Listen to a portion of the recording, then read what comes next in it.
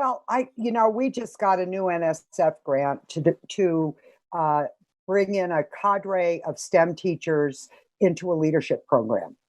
And we framed the leadership program in a way that I think is really powerful, and that is that we said that we're going to prepare these teachers to be teacher leaders and lead professional development programming in our professional learning community.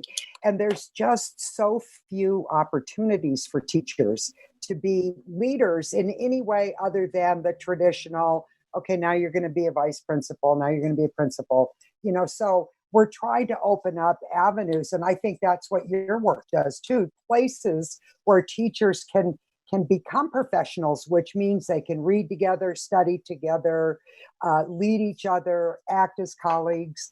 So we need to create those spaces, I think, because right now it's just, if you have a good principal, they come in once a year, they do whatever they do. There's people that think we ought to use student test scores to rate teachers. So it's all very punitive right now. And the whole system doesn't define teachers as professionals, really. So teachers are deprofessionalized all the way through, from the testing to the standards to the textbooks. It's like they've lost their freedom in many ways. And I think that's what leads to this, really what can be a toxic environment for teachers.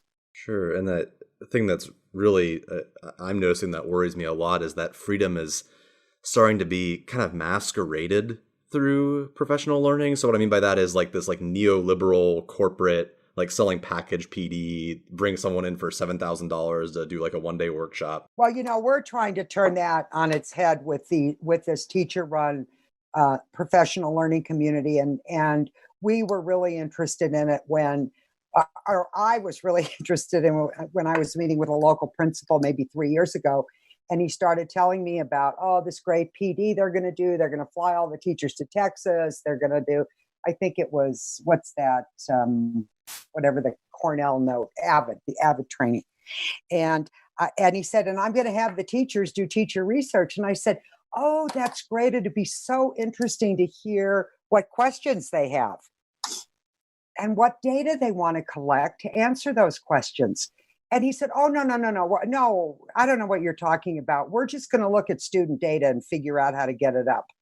And, when he said that to me, I thought, this is what we're doing to teachers now. We're sending them to AVID.